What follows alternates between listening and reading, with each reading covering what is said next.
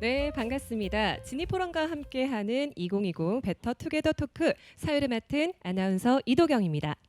2020 베터투게더 토크는 금융의 공익적 가치에 대해 국내외 연사와 활동가들의 지식과 지혜를 나누는 자리입니다. 앞으로 약 3시간 동안 소셜과 금융의 만남, 더 나은 미래를 주제로 지속가능한 금융 생태계 구축을 위한 전문가들의 지식 토크와 창의적인 소셜 임팩트 아이디어 발표가 준비되어 있습니다. 이번 2020 베터투게더 토크는 코로나 방역 수칙을 준수하여 무관중 온라인 중계로 여러분과 함께하도록 하겠습니다. 끝까지 시청해 주시면 대단히 감사드리겠습니다. 그럼 본격적으로 지니포럼 베터투게더 토크 시작하도록 하겠습니다.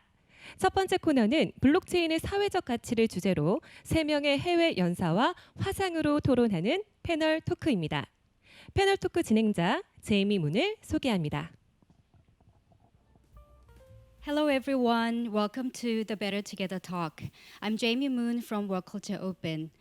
Today's talk is brought to you in partnership between the World Culture Open and the Presidential Committee for the National Balanced Development of Korea, as well as National Pension Service. Many people say that the post-corona world it looks so much different from before. Indeed, the pandemic is changing the dynamics of our society from the core, from the way we lead a daily life, the way we educate, the way we operate business, to the way we keep life, health, and happiness. Moreover, the post-pandemic economy is predicted to be gloomy. Many big and small-scale social innovation projects are contemplating on the new impact strategy to sustain their social good missions. And today, we have 3 amazing experts to share their views and insights about the transformation of social impact world in the post-corona era and with the context of blockchain technology. First, we have Minister Audrey Tang, known as a famous programmer / hacker, and now serving as a digital minister in charge of social innovation of the entire Taiwan. And the official title is a minister without portfolio. Doesn't it already sound so cool and innovative? And recently, the minister was featured many times by international media for developing a creative mobile app for facial masks distribution and has succeeded in controlling the pandemic chaos. And we will hear more about it during the minister's talk. And next, we have Sir Marc Lejour, the Vice President leading Capacity and Innovation Readiness Initiatives at the Information and Communications Technology Council in Canada. He's also an entrepreneur who has worked in various private IT companies that are leading the 4th industrial revolution, such as Cisco Systems, Savoir-Faire Linux, and Consensus. He's a well-known blockchain expert and educator, helping people and organizations transform and innovate. And when I was taking a course with MIT for blockchain technology and business innovation, we studied with his article on Medium about social innovation and the blockchain. He chairs the advisory committee for the Blockchain Developer Certificate at George Brown College, the first of its kind in Canada, and he is also serving on the board of multiple non-profit organizations in the tech industry, such as La French Tech Toronto, Collider X, and etc. And next, we have social entrepreneur, Ms. Audrey Joy Tan from Singapore, the co-founder and dream architect of a wonderful social enterprise called the Play Mula, who helps community, companies, and organizations equipped with the skills, knowledge, virtues, and tools to make discerning decisions around difficult topics like money and mental health, with a goal of raising a generation to live a flourishing life to one's full potential. What a lovely vision. And Audrey is also a co-founder of Circles of Angels, a blockchain platform that tracks impact for social entrepreneurs and funders, a very important process in the social innovation ecology. Her experience in tech began 10 years ago with online commerce. As part of her stint in Silicon Valley, she rallied product marketing and business development, which was later acquired by Skype. Amazingly, she is also an aspiring musician who sees the creative arts as a powerful force for transformation and change, which I agree 100%. And in 2017, she was named an Edmund Hillary Fellow, which recognizes individuals contributing to the global impact space. Though Minister Tang couldn't join us live due to the public service schedule, I'm happy to welcome Mark and Audrey joining us here today. Hello, Mark. Hello, thanks for having me. Hello, Audrey. Hello. Yeah, thanks for joining and welcome. The Thank keywords you. for today's Better Together talk are social impact, money for social good, and the blockchain. And why blockchain? Because we see the blockchain as the next internet kind of thing, general purpose technology that will be affecting our work, maybe in a very positive way for social good missions to become a new normal, maybe from a very near future.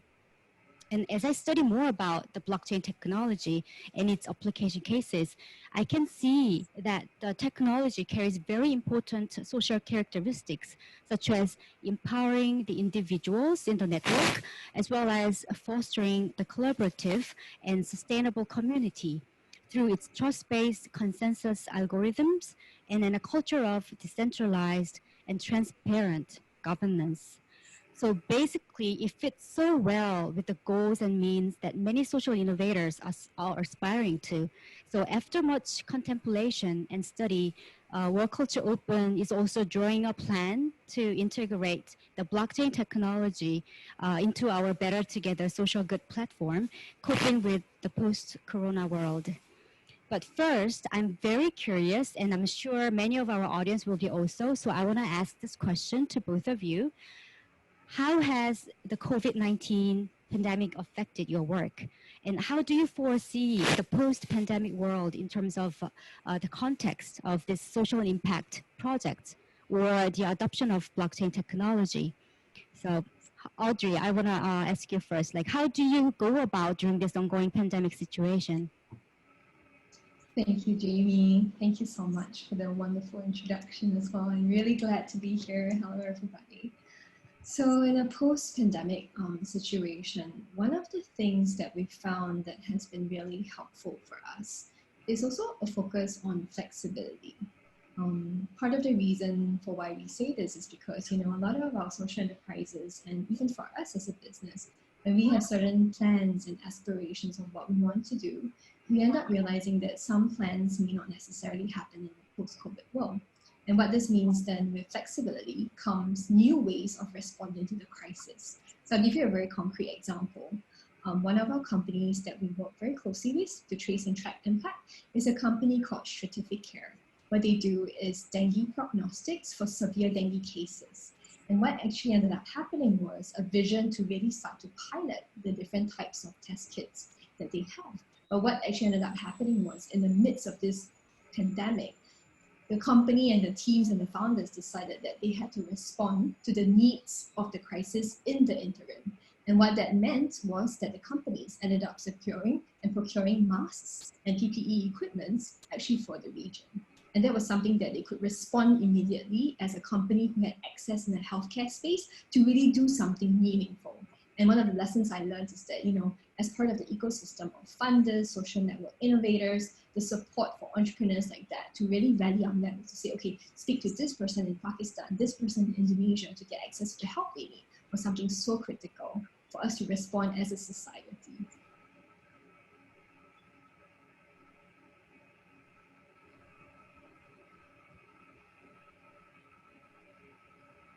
So that's one of the things that we learned as part of the post-pandemic world. So responding with flexibility, responding to the needs at the present moment. This is something that we learned.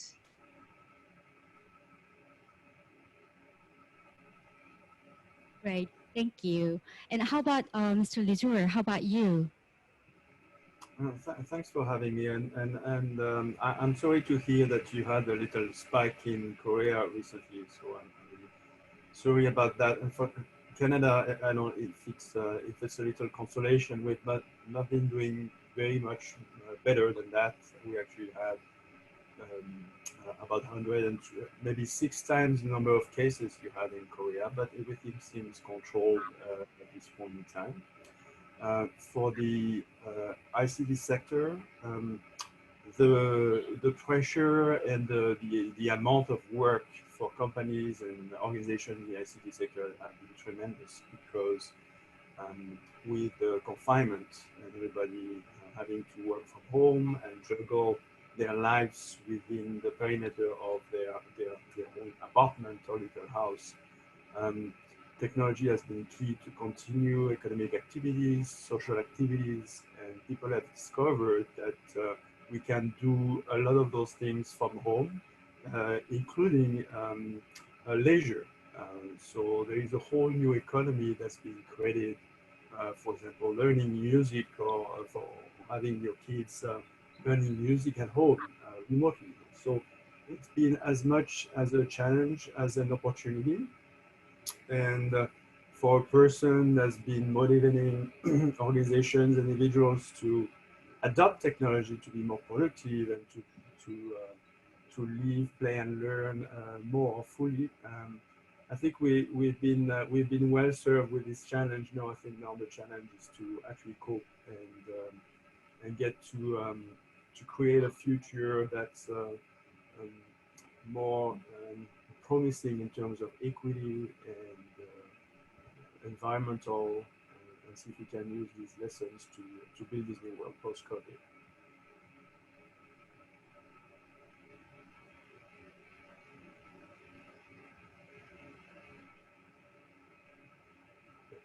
That would conclude my comments. I don't know if you can hear me. Yes, thank you so much. Indeed, I really fulfill with both of your comments and the situation that you just described. And continuing the discussion, as of World Culture Open's case, based on our network of thousands of greater good practitioners who are harnessing their own talents and passion to make our society a better place, we are planning to launch a Better Together network where these practitioners can engage with each other online using various programs built on the platform. So we believe blockchain is a great technology for this platform or any other projects where social innovators around the world will be able to exchange ideas and goods. So for example, like an artwork or mindfulness training course, somebody that developed, or eco-friendly design products, or even used laptops, or creative ideas. So we can collaborate and share talents for projects with each other to both sustain ourselves and also realize our own social missions. And I want to ask this question, like, what would be the most important blockchain-based features that we can load on the platform? And are there any model cases that we can learn from? And we have two experts to answer this question. First is Minister Tang's advice. So Minister is going to tell us a very concrete model case where the civic partners and government has collaborated for the social good with the possibility of using the blockchain technology. So please watch the following video. Hello, I'm Audrey Tang, Taiwan's Digital Minister. I'm really happy to be here virtually for a few minutes to answer the question, and I quote, what would be the most important blockchain-based mindset that we can load on the civic platform? And are there any model cases that we can learn from, unquote. To me, blockchain is just one way to realize a distributed ledger. So I'll be speaking about distributed ledger technology and the mindset about distributed ledgers. One of the most important measure technically in Taiwan during the coronavirus is the mask availability program. When we ration out the medical masks, we make sure that people around Taiwan, an island with more than 23 million people, they trust their neighborhood pharmacists, and they serve as the frontline people who make sure that people can present their national health insurance card, which covers more than 99.99% of citizens and residents, and then they can get some masks. Nowadays, every 2 weeks, an adult like me can collect 9 medical masks each 2 weeks from nearby pharmacies. If you're a child, you can collect 10 per 2 weeks. But how do we make sure that when we're ramping up the mass production from 2 million a day to 20 million a day, the distribution is fair across all the different islands in Taiwan? Well, we made use of distributed ledgers. There's a civic technologist, Howard Wu Jianwei from Tainan City, that worked on the mask availability map even before we started real name-based rationing. The idea is that for each spot that sells the mask, people can voluntarily report whether it runs out of the stock or whether there's still some mask available. And what we have intervened from the public sector is kind of like reverse procurement. We see that this visualization is really great, but relying on people to type in the numbers themselves can often lead to time-lagged results. So we committed to work with each pharmacy to make sure that their real-time stock is published every 30 seconds at a time.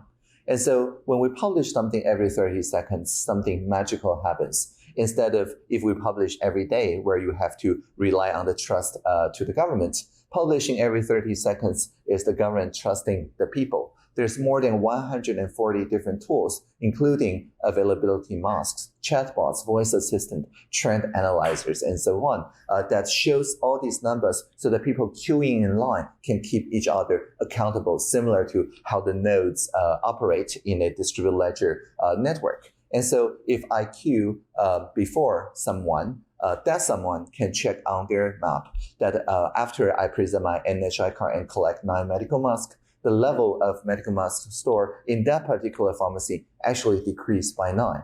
If they refresh the mask map and then see the number rather increases, they will call the toll-free number 1822 right there and reporting something is wrong. And so every 30 seconds, everybody gain a little bit more mutual trust, not only to the pharmacist, but also to the NHI system where you can ration out those masks. And another person from Tainan, Finzhen Kiang, Jia Mingzong, worked with civic technologists in South Korea when a month afterwards, South Korea introduced their own mask rationing system. The map from Tainan is one of the visualizations that actually gets used for the South Korean people.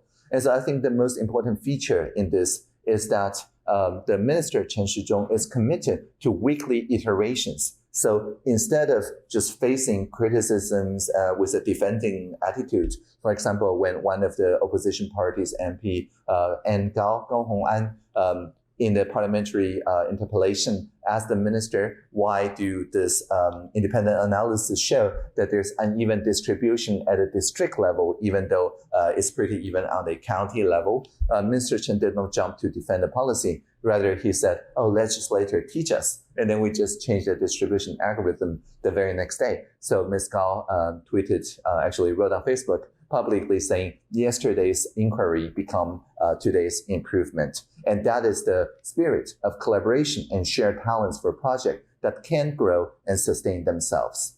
Of course, mask availability is not the only thing that we map using distributed ledger inspiration. We also measure the air quality using the air box, water quality with the water box, so that people who are school children can learn about data stewardship and data competence, not just literacy, from a very early age. And because there's tens of thousands of those citizen science sensor stations, they can work with the Environmental Protection Authority as a data collaborative that bargains for example, installation of their sensing network in industrial areas and science parks. It turns out that we own the lamp in those science parks so that we can together build a civil IoT system. So for more information about the counter-coronavirus, please go to taiwancanhelp.us. And for more about using distributed ledger to, for example, manage a clean ocean and mountains and water quality, please consider visiting the presidential hackathon.taiwan.gov.tw. Thank you for listening and live long and prosper. Yeah, thank you, Minister, for taking time to answer and share the wonderful case story of Taiwan.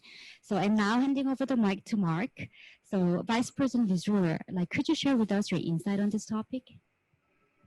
Yeah, for sure. So can I share my slides? Yes. So let me share my screen now. Just going to take a second.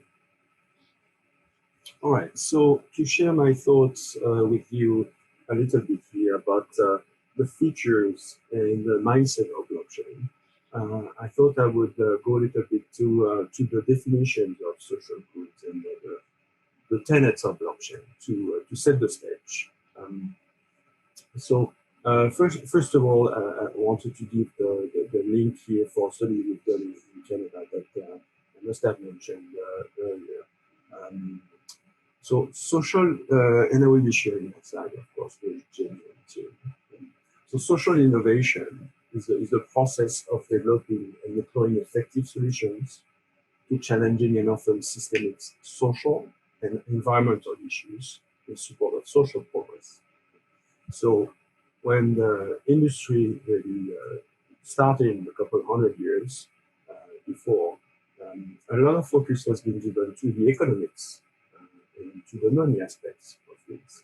In more recent years, people and even industry has put more attention to the other effects as to what is the impact of industry on the people, on the environment.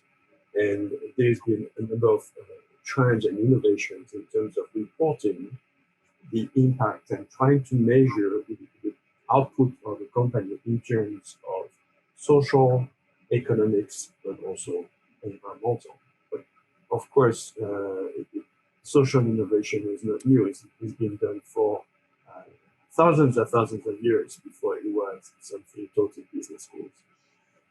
And in the IT industry, which I'm taking a little bit of that focus for a moment, and I think that would also help illustrate for other industries. But our focus at ICTC is mostly ICT, which is information and communication technology.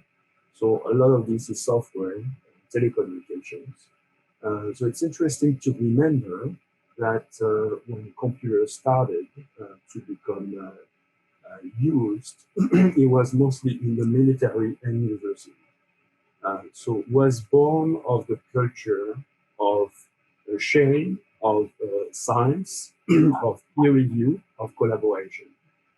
And it will continue in the 60s and 70s in those labs where you have, for example, in MIT, there was this tradition in the 60s and the 70s. You'd buy a computer, you'd buy basically iron. So you almost buy a computer by the pound, and it would ship with the software with it. So in the 70s and 80s, you have this individual that is now famous for having founded the Free Software Foundation and the GNU Foundation, Richard Stallman, that basically started one day to understand why he could not connect a printer to the computer, like he was doing. Basically, a computer scientist was a mechanic in a way. He could take different parts and connect them together. And he couldn't do that because he didn't have access to the code. Because the builder of the printer didn't want to share the code. And after quite a bit of a quarrel, they managed to get the code, but he was not satisfied because he has an ethical problem, because he was forbidden to share that code. In the 80s, we started to see a lot of packaged software industries where people were prevented to share code in order to avoid or to create a source of revenue for the company, which is certainly important, but at the same time also depriving people to really understand how machines work and to contribute to build upon existing software or existing knowledge that was there, as it had been done for centuries before. Like in the university and peer review system, that's what you do. You build upon the previous researchers and you grow the body of knowledge. So this free software and the concept of open source that derive from it and later start to roll into other fields, Wikipedia, and sharing commons, and then later on you have open farming, open everything, where people share best practices, tips, and the maker movement also is coming out of there, which is becoming really interesting because sharing knowledge is one thing, but the important point with technology is that it's everywhere. So when you have a fridge, you have a microwave, you have, like the minister was saying, you have even a lamppost in the street. Well, there are IoTs, there are circuits, there are mini computers in those objects of everyday life. And I'm not even saying in the phone, there might be a dozen computers or a dozen circuits in the phone that all do different things. The point is that we're living in a world that's becoming intensively digital, and the fact that we don't have access to the code becomes a huge issue in terms of controlling our own life as a democracy, as a citizen, being able to trust the kind of infrastructure you have, how voting is done, how banking is done.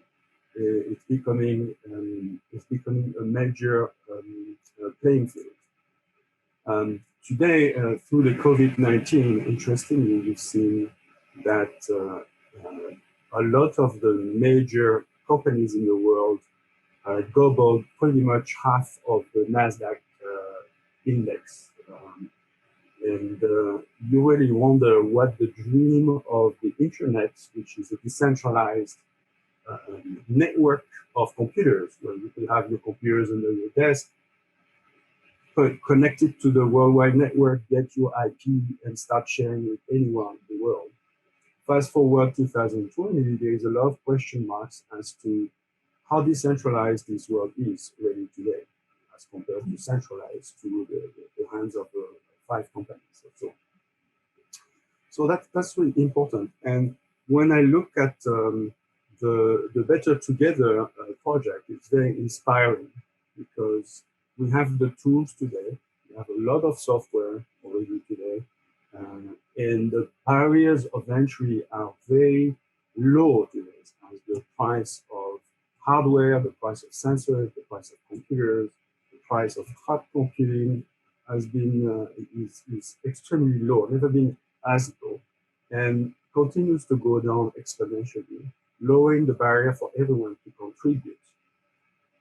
In Western society, there is a saying that says, if you are an alchemist, alchemists they transform lead into gold. Right? But there is this saying that if you want to transform lead into gold, you need a little bit of gold to start. And the idea behind this is that to start something, you only need to have a little of it, which in the digital world means we already have the software, we have operating systems that are free, we have hardware that is accessible, we have tons of programming languages that are open source or free.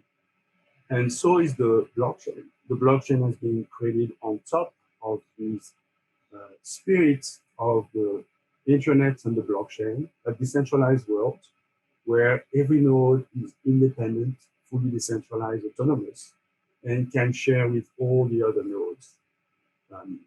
The blockchain is a set of software that anyone can install, can download for free, install for free, connect, and start to operate a network that sits above the level of the internet. It creates a network that uses the internet to connect but provides some kind of added value. And it creates some kind of an internet of value, actually, by making sure that when you send value to this network, it doesn't get copied or duplicated. The example, the common example, if you send $1 and somebody takes your dollar and makes $2 with it, then it totally cancels the value of your dollar. If you can just copy and print it or photocopy a dollar, then it doesn't mean anything anymore. And the blockchain is that technology that makes sure that you can keep track of where that dollar or whatever other currency or pound of gold or pound of silver or whatever that is accounted for. We know where it is, and all the nodes in the system in that beautiful network that is the blockchain agree or can agree to some degree of certainty about that fact or that truth. So I selected about four main features here. The one for blockchain is the grassroots origin that is coming from that spirit of sharing and open source and free software. And that's the basis of freedom and trust for all the rest. The consensus building of blockchain is a technology that makes all those nodes agree, connect, discuss, and finally find some kind of a consensus among each other.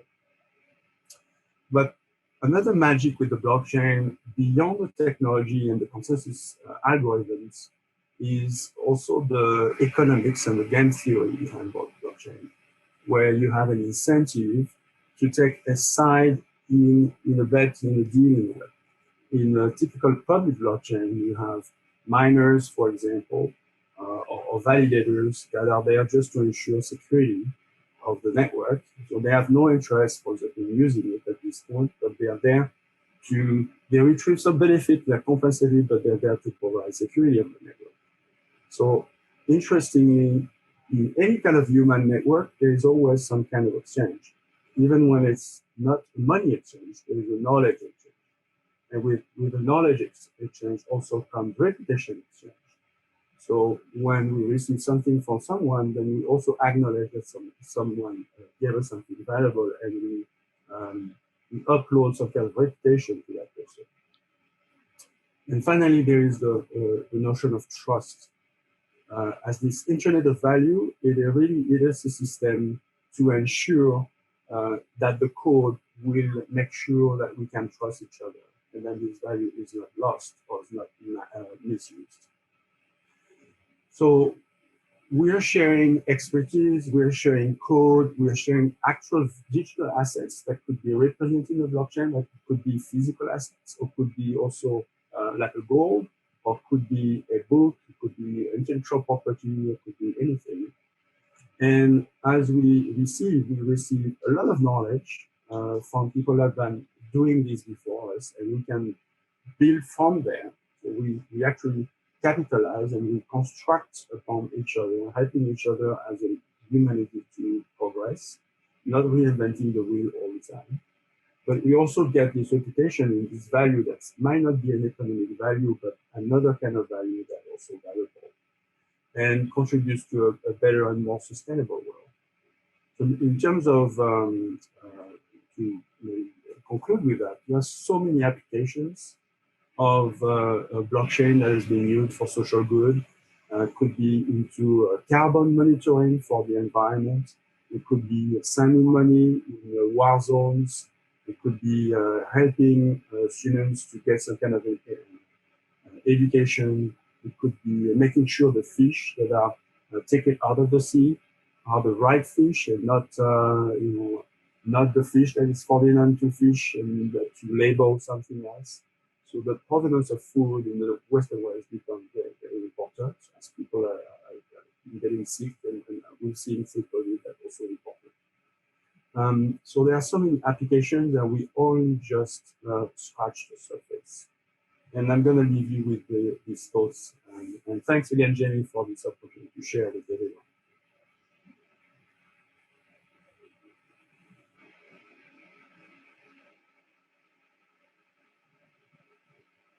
Yeah, thank you, Mark.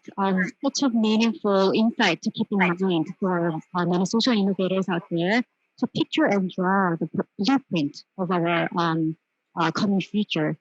And Audrey, like now at this point, we want to ask a very fundamental question maybe, and it is, what would be the key features that blockchain for social impact investors are seeking from the social good projects? Like what kind of advice that you can provide to the potential project partners?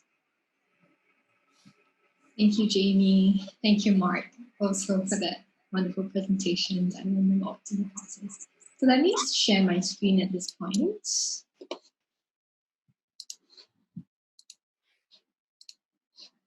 All right. So I love the title as well, Better Together, because that's really a testament to societies becoming better as we begin to collaborate and also to really deeply listen to one another. So the topic that we'll like to address a little bit today, the question, is what some of the key features are that blockchain for social impact funders are seeking, and what kind of social good projects, what kind of advice and support we can actually share. So I'll share a little bit from my perspective as a social entrepreneur and share a little bit of a case study around some of the work that we've done. And a lot of what we've done in the blockchain space is really work in progress. And I really love what the minister said, that yesterday's inquiry is today's improvement. So I really believe that this experience that we've had in this last year is really a result of many inquiry and many questions. So the quality of the questions will essentially determine the quality of our answers. And so thinking a little bit about the quality of the questions, right? What are some of the problems that social entrepreneurs or social innovators actually face? And what's the larger problem in the world that we're experiencing?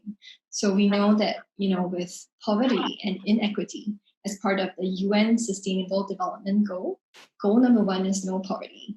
And it's really quite unthinkable to consider that actually 700 million people in our world actually live below the international poverty line, which is defined as $1.80, I believe. And coupled with that, social entrepreneurs in developing countries have goals identified, but oftentimes resources are inequitably divided or inequitably allocated.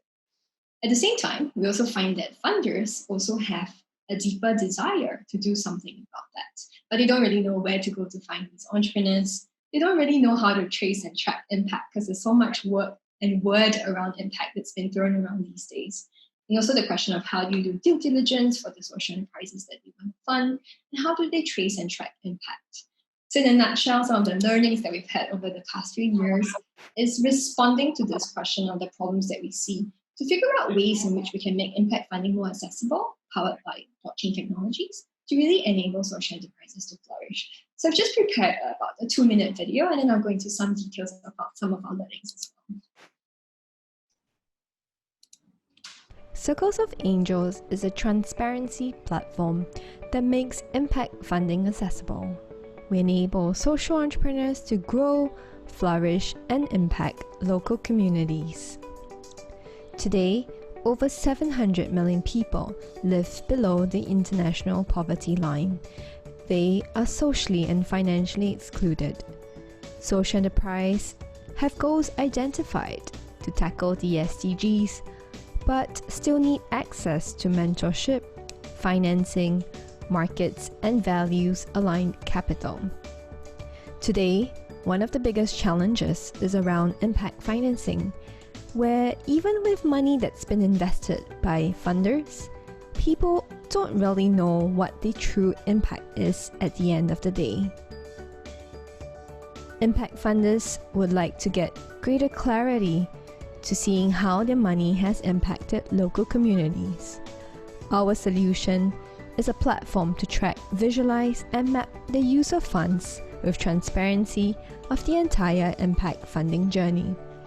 Impact data is tracked on-chain and cannot be manipulated and fudged. We leverage blockchain and smart contracts to show as proof of impact how funds are used. From the project conception, the use of funds have to be well defined by the social entrepreneur, detailing down the impact milestones, the proof of impact, along with the assigned budget, along also with the review criteria. Each impact milestone is clearly listed and defined. Between all stakeholders, we too on Circles of Angels have external auditors who are ready to define and verify each milestone accomplishment. Thank you for journeying with us through this platform. We hope that you too will sign up and learn more about how you can be part of the impact funding journey to create greater transparency and greater clarity of impact in local communities.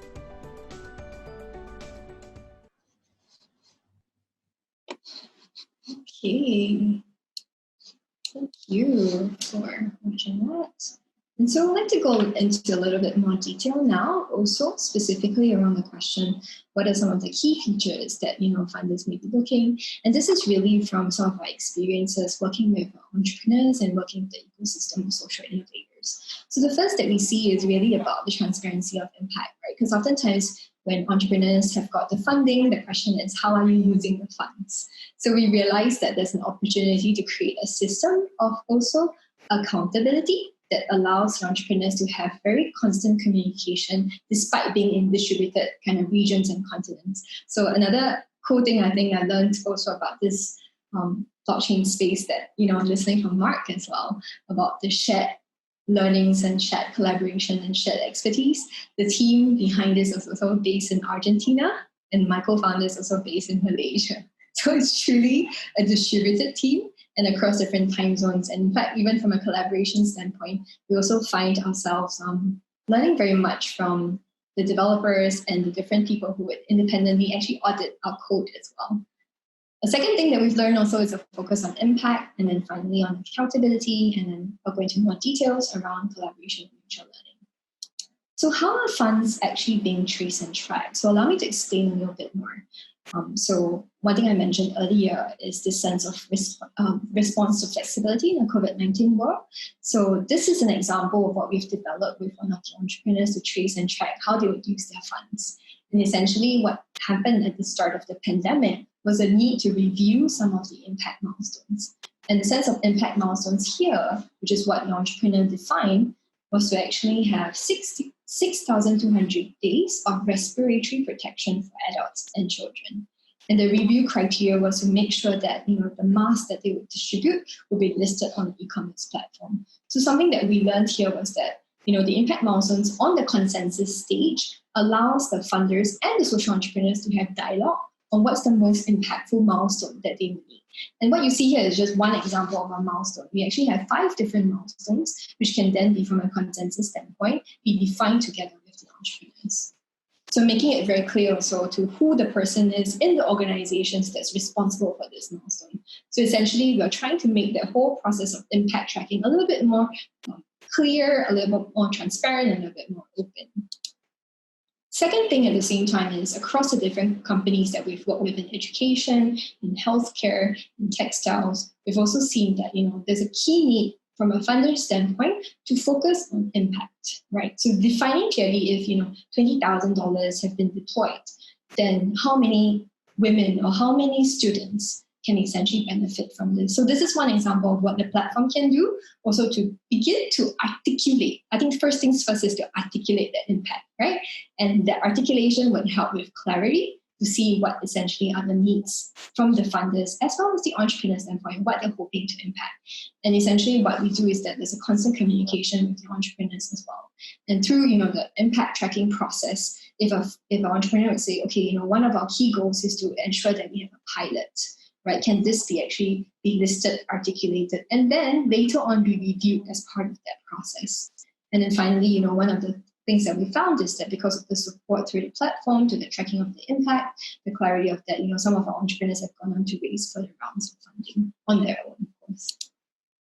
And again, talking about the system of accountability, these are actual funds that was previously being kind of locked on the platform. So essentially, these are all stored on chain.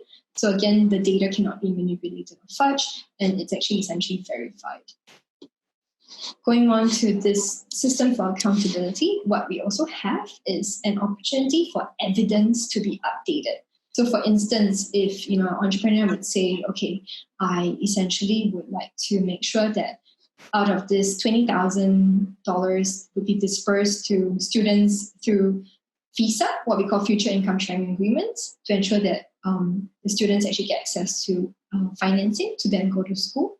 One of the key things is to ensure that, okay, they have actually received all these FISA applications. And so as a result of that, from an evidence standpoint, they could actually review and possibly even kind of upload some of these evidences around the contracts. So these are ways in which we're trying to close the gap around the impact. And finally, one of the last things, which is something that I've learned as part of the process, I think that funders are also looking at diversity, diversity of talent, diversity of teams, the diversity of collaborators and people that we work with. So really a very colorful and very diverse team from around the world. And I also realized that one of the key things is around a shifting of the balance of power where capital is concerned. And what that means today is that, funders don't necessarily always have to dictate where the companies are going. But, through these systems of accountability, funders and entrepreneurs are essentially able to then have deeper collaboration, communication not only when things are good, but when things are challenging as well. And also seeing how, companies between companies can focus more on purpose-led collaboration. And also, Mark mentioned about open source. We as an organization have our code actually open source as well. So you can find the code that we have on GitLab. With that, I believe that is it. And just a very diverse team as well. Thank you, Jamie. Back to you. Thank you. I really love the concept about the value of the diversity for the social impact project as well. And also the Mark mentioned about the 4 pillars of the blockchain, maybe the features that we need to consider more. I think thanks to both of your comments and the speeches, I think we will have more 3D, more diverse viewpoints about the social impact and the blockchain. So thank you so much for sharing your insights with us. I think it'll resonate with many of our social innovators out there who are striving to accomplish their social good missions in this kind of a context. And there's a quote that I love so much, and also I use so many times by John Lennon, and which goes like, quote, "A dream you dream alone is a dream. A dream you dream together is a reality." End quote.